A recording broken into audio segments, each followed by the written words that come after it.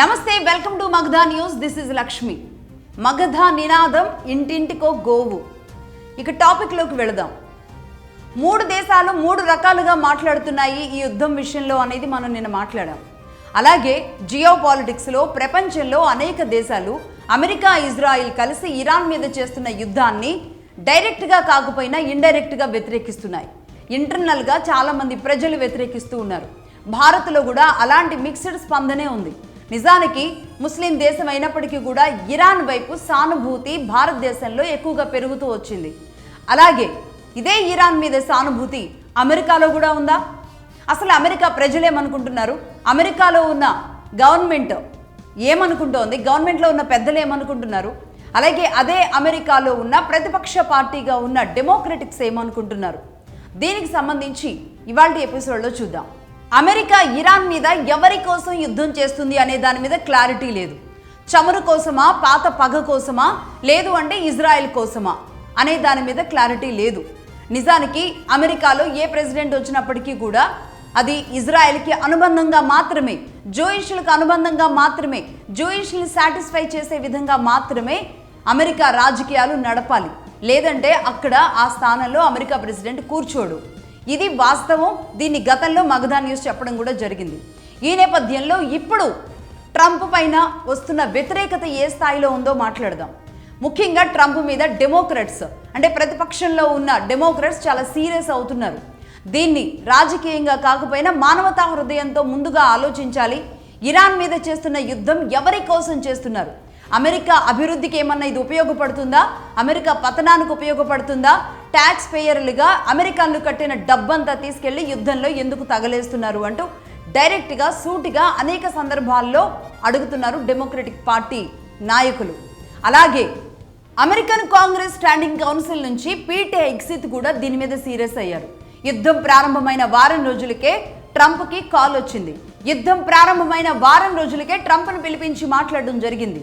ఇక్కడ ఈ స్టాండింగ్ కౌన్సిల్లో ఓటింగ్ పెట్టడం కూడా జరిగింది.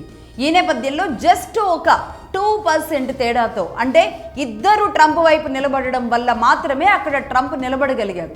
లేదు అంటే ఈ యుద్ధం దాదాపుగా ఒక వారం 10 రోజుల క్రితమే ఆగిపోయి ఉండాల్సింది. ఎందుకంటే ఒక ఇద్దరు ట్రంప్ వైపు ఎక్కువగా నిలబడడం వల్ల, అంటే ఒక 2% అనేది ట్రంప్కు అనుకూలంగా ఉండడం వల్ల ఈ యుద్ధాన్ని ముందుకు తీసుకువెళ్ళడానికి కాస్త కూస్తో బలాన్ని సమకూర్చుకోగలిగారు ట్రంప్. ఇది అమెరికన్ కాంగ్రెస్ స్టాండింగ్ కౌన్సిల్లో జరిగిన ఒక వ్యతిరేకత. స్టిల్ ఆ వ్యతిరేకత అక్కడ కొనసాగుతూనే ఉంది. అలాగే నెంబర్ 3, దీనిని అమెరికన్ వెటరన్స్ కూడా వ్యతిరేకిస్తూ ఉన్నారు. అమెరికన్ వెటరన్స్ అంటే లెఫ్టినెంట్ కల్నల్గా పనిచేసిన వాళ్ళు, జనరల్ ర్యాంకులో పనిచేసిన వాళ్ళు, యుద్ధంలో బోర్డర్లో ఆర్మీలో పనిచేసి వచ్చిన మాజీ జవాన్లు, ఆ స్థాయిలో ఉన్న వాళ్ళందరికీ కూడా ఒక పార్లమెంట్ కమిటీ ఉంటుంది. ఈ కమిటీలో తీవ్రమైన వ్యతిరేకత వచ్చింది.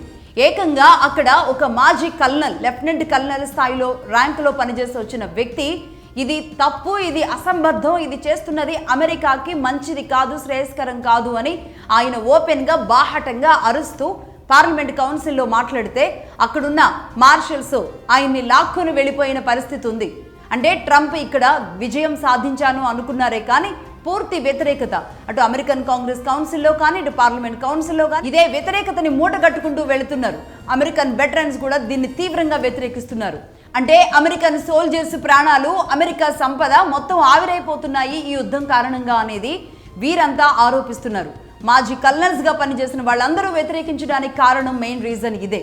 సరే, ఇదంతా ట్రంప్కి బయట నుంచి తగులుతున్న సెగ అనుకోవచ్చు. కానీ సొంత రిపబ్లికన్స్లో కూడా వ్యతిరేకత తీవ్రమవుతుంది ట్రంప్కి ఆపోజిట్గా. అమెరికా వైస్ ప్రెసిడెంట్గా ఉన్న జేడీ వ్యాన్స్ దీన్ని పూర్తిగా వ్యతిరేకిస్తున్నారు.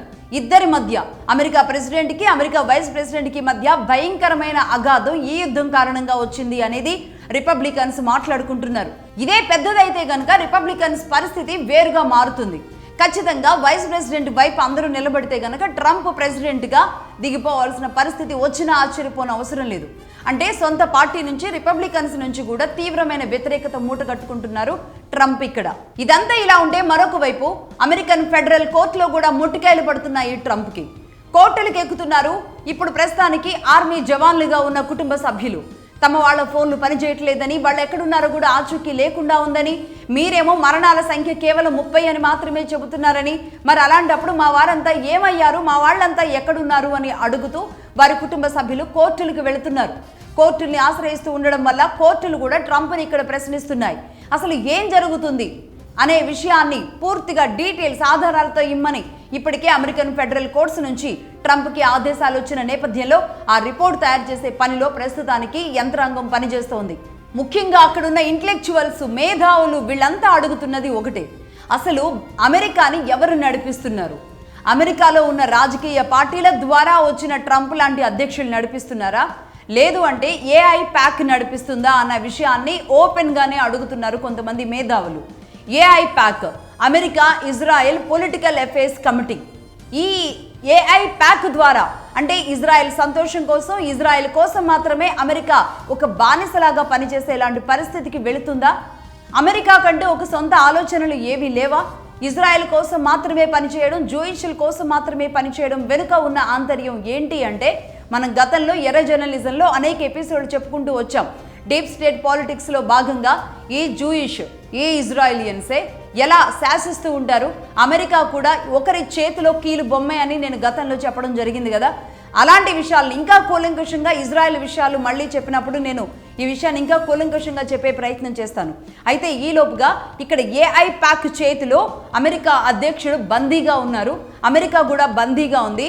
మొత్తం ఇజ్రాయెల్ కోసం అమెరికా సంపదని దారాదత్తం చేస్తున్నారు అన్న ఒక వ్యతిరేకత తీవ్రంగా ఇదే అమెరికాలో పెరుగుతూ వస్తోంది.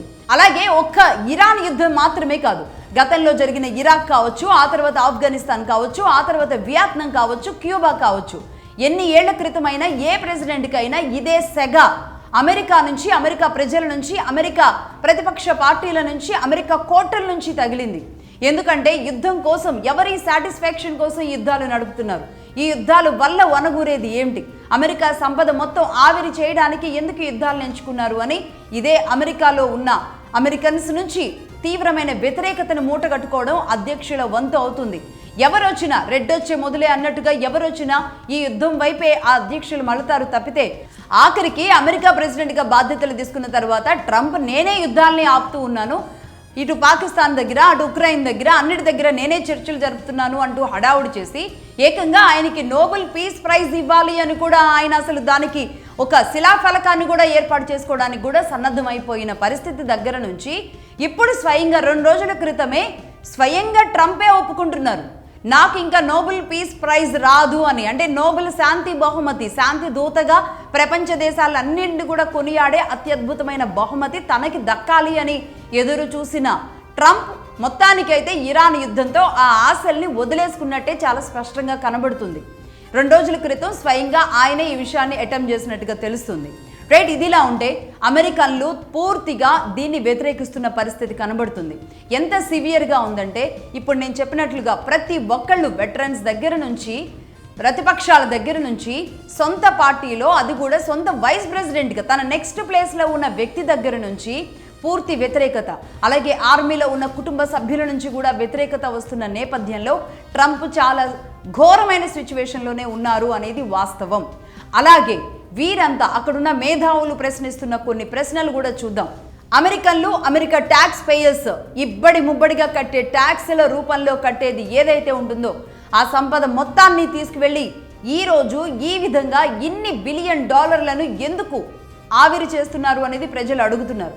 అలాగే ముఖ్యంగా మొన్న కూడా మనం ఎర్ర జర్నలిజంలో చెప్పాం, ఇదే అమెరికాలో దాదాపుగా 36 నుంచి 37 మిలియన్ ప్రజలు, 36 నుంచి 37 మిలియన్ ప్రజలు అంటే దాదాపుగా 3,60,00,000 నుంచి 3,70,00,000 మంది జనాభా కటిక పేదరికంలో ఉన్నారు. గూడు లేక, నీడ లేక, తిండి లేక, కనీసం ఏదైనా హాస్పిటల్కి వెళితే ఏదైనా ఫ్రీ హాస్పిటల్ సదుపాయాలు లాంటివి గవర్నమెంట్ ప్రొవైడ్ చేసేలాంటి పరిస్థితులు లేక అనేక ఇబ్బందులు పడుతూ కటిక పేదరికంలో ఉన్న అమెరికన్లు 3,70,00,000 మంది ఉన్నారు. అంటే ఎంత దారుణంగా ఉంది పరిస్థితి అమెరికాలో. పైకి ఆర్భాటంగా కనబడుతున్న ఇదే అమెరికాలో మరి కటిక పేదరికం అనుభవిస్తున్న వాళ్ళకి వెల్ఫేర్గా కానీ, హెల్త్ మెడికేర్గా కానీ ఇలాంటి ఎన్ని తీసుకోవచ్చు, ఎన్ని ఆపర్చునిటీస్ని ఉపయోగించుకొని అక్కడ పేదరికం లేకుండా చేయొచ్చు. గవర్నమెంట్ పాలసీల్లో భాగంగా మెడికేర్కి, హౌసింగ్కి, వెల్ఫేర్కి ఎంతగానో ఉపయోగించాల్సిన డబ్బుని ఇలా గాలిలో యుద్ధాలతో దీపావళి పండుగ చేసుకున్నట్లుగా ఈ దేశం మీద ఆ దేశం కాల్చుకునే ఈ కాల్పులు బాంబుల కోసం మాత్రమే ఖర్చు చేస్తున్న అమెరికా అధ్యక్షులకి ప్రతిసారి ఆ అధ్యక్షుడు ఎవరైనా సరే ఆ అధ్యక్షుడి మీద ఒక వ్యతిరేకత ఇదే అమెరికా నుంచి చాలా బలంగా వస్తూ ఉండడం మాత్రం నిజంగా ఆశ్చర్యకరం. ఈ విషయం మనకు తెలియదు. అమెరికా అధ్యక్షుడు మాత్రం మాట్లాడారు, అమెరికా అధ్యక్షులకి సంబంధించిన అధికారులు మాట్లాడారు అని మాత్రమే మనం చూస్తూ ఉన్నాం. అమెరికా ఏం చేసింది, అమెరికా ఏం మాట్లాడుతుంది అంతవరకే మనకు తెలుసు. కానీ బిహైండ్ ద అమెరికా లోపల ఏం జరుగుతుంది అన్న విషయాలు బాహ్య ప్రపంచానికి తెలియాలి. ముఖ్యంగా భారతదేశానికి, ముఖ్యంగా మన తెలుగు వాళ్ళకి, సౌత్ ఇండియాకి తెలియాల్సిన అవసరం ఉంది. ఎంతవరకు ఈ పై ఆర్భాటాలు చూసి అమెరికా ఏదో పెద్ద స్థాయిలో ఉందనుకుంటున్నాం, కానీ అక్కడ ఈ వార్ మీద, ఇరాన్ మీద అమెరికా చేస్తున్న వార్ మీద భయంకరమైన వ్యతిరేకత వస్తుంది. గతంలో నేను చెప్పినట్లుగా క్యూబా కానీ, ఆఫ్ఘనిస్తాన్ కానీ, ఇరాక్ కానీ, ముఖ్యంగా వియత్నాం మీద జరిగిన దాడి విషయంలో అయితే ఏళ్ల తరబడి చేసిన దాడి మీద, వియత్నాం మీద జరుపుతున్న దాడి మీద స్వయంగా అమెరికన్లు మొత్తం పనులు ఆపేసి రోడ్ల మీదకి వచ్చి ధర్నాలు చేసి వియత్నాం మీద యుద్ధం ఆపండి అని అమెరికన్లే కోరిన పరిస్థితి ఆనాడు జరిగింది. సేమ్ అదే పరిస్థితి ఈనాడు కూడా పునరావృతం అయ్యేలాగా ట్రంప్ విధానం కనబడుతుంది. ముఖ్యంగా ఈ ఆర్మీలో ప్రాణాలు, సోల్జర్స్గా ఉన్న వాళ్ళు, ప్రాణాలు వదిలిన వాళ్ళు ఎంతమంది అనే లెక్క కనీసం ఇప్పటి వరకు చెప్పకపోవడమే మరింత ఆశ్చర్యం కలిగించే విషయం. మరి మొత్తంగా ఈ కేవలం ఏఐ ప్యాక్ కోసం మాత్రమే వీరంతా పనిచేస్తే మరొక 2-3 రోజుల్లో అయితే దీని మీద పూర్తి క్లారిటీ వచ్చే అవకాశాలు ఉన్నాయి. ఎందుకంటే ఇప్పటికే కోర్టు సీరియస్గా అవుతున్న నేపథ్యంలో అక్కడి సుప్రీం కోర్టుకి పూర్తిగా details and data America president America అప్పగించాల్సిందే. దాన్ని బట్టి అసలు ఇరాన్ యుద్ధంలో, అమెరికా ఇజ్రాయెల్ చేస్తున్న ఇరాన్ యుద్ధంలో వాస్తవాలు ఏంటి, ఎంతమంది ఆర్మీ మరణించారు, ఎంత ఆస్తి నష్టం జరిగింది, ఏ ఆర్మీ బేసులు మొత్తం కుప్పకూలాయి అన్న విషయాలు, ఆల్ డీటెయిల్స్ అన్ని రావడానికి మరికొద్ది రోజుల సమయం పట్టే పరిస్థితులు కనబడుతున్నాయి. That's all for now.